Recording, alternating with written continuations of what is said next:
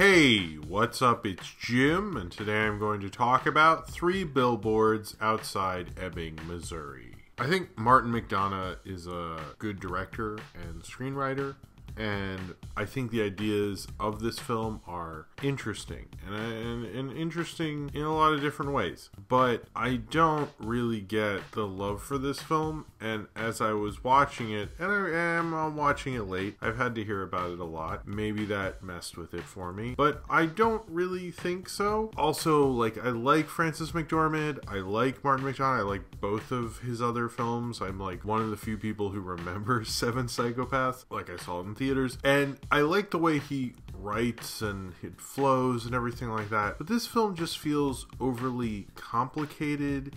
It feels like its views on revenge and so forth aren't necessarily the healthiest. Whereas in Seven Psychopaths, what I really loved about that film is that it felt like someone writing a screenplay. It felt like a first draft, on purpose. And I thought that was actually super smart. You sometimes say this felt like a first draft in a negative way. I don't know if Seven Psychopaths is the greatest movie, but the ideas behind it and how he got it all to work is actually quite genius. This is I agree that they should have worked on the case, and it's interesting how these 3 billboards took over the town and the drama that it creates and all the things that happen because of these billboards. But I sort of think what he's trying to do with the idea of what was almost used to be a classic Hollywood idea where you'd have a small town like Magic Town, I believe, which I reviewed before, was an example of this. Also where you'd have a small town and something crazy would happen to it and you'd see the effects of that on the small town. And that's basically what this is doing, although it's trying to make it more realistic and darker and trying to be oh, these people are quirky and weird and stuff, but they also, sometimes piss each other off, and let's make that more realistic. And I sort of am yeah, I get sort of the idea why people would think that could be something different narratively. I don't think it works, because when you have these ideas of these classic Hollywood films, or you have a quirky series like you have Northern Exposure, you have Twin Peaks or something, that quirkiness is certainly playing off something and represents a certain archetype, and they're not meant to be real people. They're meant to be kind of these characters, and you can say a lot of things through those characters. They can feel to you almost like real people, but they are not in actuality like real people. And trying to make these caricatures and characters into sort of real people, more darker, and show that these people have real ethos behind them, I think is kind of a false idea, because basically you have this quirky kind of fantasy, but you play within it to kind of represent something more, and in ways taking that to in fact represent more the idea of taking on a film where a character is changing a small town, and usually it's kind of this undercurrent, and you could just watch it and not think about that. I guess I usually do, but that's up to you. And it feels like this film is sort of misses the point of that. And I think it's sort of good in if someone had told me the plot, I would be wow, that's actually really interesting. But in terms of execution, I often felt like there's way too many people in this small town. They sometimes are dropped for long periods of time. There's certain characters who I often wonder, they bring up a priest at one point, and then that never comes back. It's even in the trailers, which is sort of odd. I think if someone like Preston Sturges, or a classic wonderful Hollywood screenwriter of the classic age, could do something really great with this, and it almost feels like Martin McDonagh doesn't understand what those guys understood about using that small town to kind of represent America, represent the effects of certain things in a small town. This kind of works on those characters and maybe goes a bit too far with them, going all these various extremes and seeing these people transformed by it and everything like that. I sort of am okay with this movie, but I just don't really understand, I guess, why it would be such a thing. When I watched 3 billboards, I was that was overly quirky in places that never really paid off. It was overly serious in ways that I never thought went as many places as I thought it could. And also, it, much like Seven Psychopaths, it felt like a film that needed a few more drafts. It felt like a film that needed more work on it.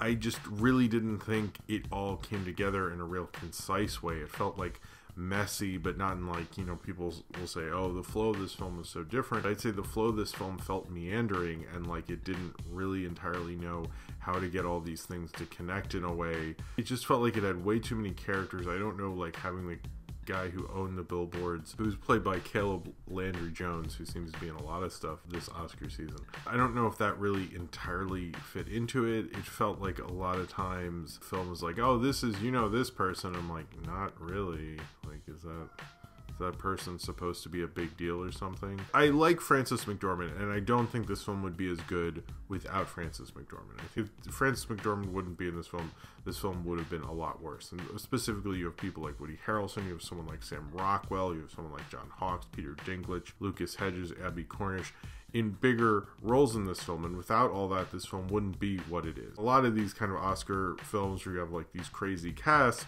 you kind of go, and the film was so great, and this cast even elevates what was so great about that. But in this, it's like, I feel like they're helping elevate something that should have been worked on more, that could have been something even greater than what it was, which I don't think really necessarily made a lot of sense. The idea of a family who's mourning making a billboard so people still think of this case, I don't think really entirely felt like something that was going throughout this film. It felt like kind of like Martin McDonagh wanted to go on his own shit with this, and he did, and kind of wrapped it up within that sort of thing. I mean, particularly the Woody Harrelson plotline, I kind of don't entirely think that really connected as much to this thing started all these things. It felt like this thing would have probably happened either way, and you're like, oh, cool, yes, sure, that changes the direction,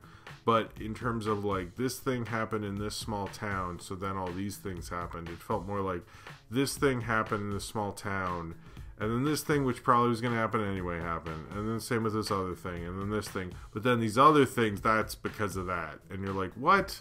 Like, dude, you can't do that. You start, the point of these things is to show how it completely changes the town afterwards.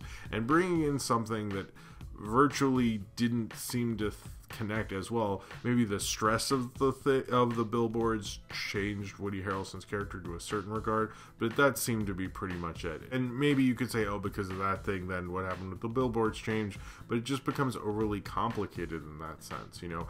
Certainly I get this isn't supposed to flow like a normal movie, but it's not that the fact that it broke movie rules really annoys me and everything needs to be in like a tiny little box sort of thing. It felt like this film went out of its box, but kind of like didn't seem to really know.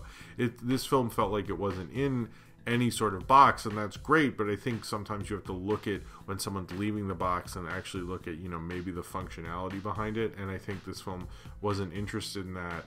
But also, you kind of think like, well, what is it saying with all this? And I don't think it's making some grand point about these things, or really being that entertaining or as dark as maybe it's supposed to be. I just kind of was very not interested in it after a while. I was sort of bored. Like, I could have stopped watching it after a while. I think Martin McDonagh, I'll probably see his next film. I'm not as enthusiastic about him as a director. I'm not as enthusiastic about him as a director, but I think now, because this film just felt like someone who wanted to say something with this film, and I think he sort of does, but I don't think he ultimately gets it to be as much as maybe it could be, because it's trying to be so different that it never really gets to be kind of this fantastic thing and kind of be the kind of normal thing that you are with these kind of films.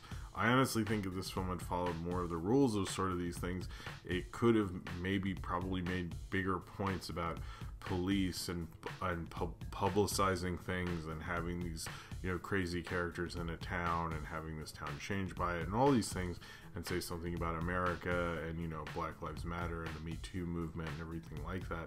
But it doesn't really do that at all. It doesn't really end up, and it doesn't have to. I'm not saying those things like every film has to appeal to like everything that's happening in the news right now, but it really could have done all those things. This is kind of like a reverse of what happened with The Post, or The Post was going to happen anyway, but seemingly was able to opportunistically kind of be able to use these kind of things that were happening in the news. This kind of feels like, well, it was trying to do its own thing, but they so much cared about that they didn't really care about ultimately why they were doing this kind of a movie. You know, it felt like they kind of just picked, Martin McDonagh kind of picked this plot structure and about the billboards and everything like that. Wanted to make his own kind of quirky path with it, but I really felt like in the end, it's like it kind of like made you think about what your expectations were of it. And I was kind of like, well, maybe you should have made up your mind about what you wanted your expectations for this kind of a movie, because it felt like it never really understood why it was making this sort of a thing. Like, you don't just use genre and kind of jerk off for 2 hours and kind of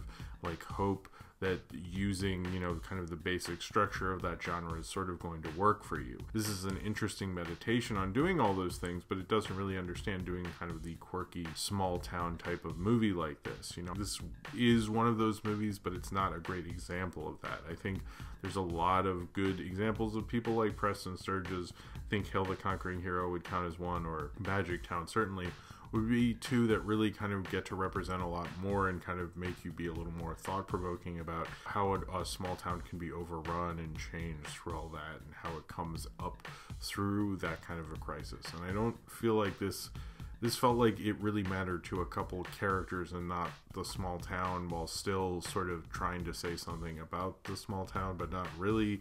It was a little muddled in everything it's trying to say, and I guess maybe that's the point of it. And maybe I missed the point, because, I mean, I don't feel like I missed the point. I just feel like I didn't really love it all that much. It felt like a film that was very much trying to be quirky. It was kind of like one of those indie films that everyone says, oh, don't you wish we had more of them? And I'm like, well, I mean, if you saw all of them, I don't think you'd maybe feel that way. And this didn't make me feel nostalgic for the days of, you know, when Miramax was at its height, and you got a lot of these films that made me go, oh god, like, this relies too much on a lot of that. I think it is able to get away with a lot more than most of those films were, because it has Woody Harrelson and Sam Rockwell and Frances McDormand. And Woody Harrelson's actually very good. I think he should get a lot of notices for this also. Frances McDormand is a titan of acting, and I love her in this, and she kind of sells, even the like kind of offensiveness of her character could probably bother you a lot more than it does, but she sells it so well. It still is like terrible that she uses as much language as she does in this film, but I think it's sort of like you can still empathize with that character despite the fact that she is using those words as much as she is. I liked how Lucas Hedges is kind of selling the kind of other parts of her family and how it's affecting him very well. And I, you know, there's certain elements to this film I like. I don't think it's completely disregardable, but I don't think I would have cared or seen it if it hadn't become a big deal. And I think after seeing it, I don't really understand how it got to that level, and I don't necessarily maybe think I'll ever understand or ever care to, but maybe at some point I will. But as of right now, I just think this is a quirky little oddball film that really never justifies its oddballness and why it had to be so different in the first place. There's usually a reason you need to justify like doing that in the first place, and I don't necessarily feel like this film did that. I felt like it was different for the sake of doing so, and I felt like really doing so wasn't ultimately that interesting to watch. Even if it made some good points, I don't think the complete package really justified what it was entirely doing. So if you have seen 3 Billboards outside Ebbing, Missouri, and you would like to talk about it, then comment below in the comments and subscribe if you would like to.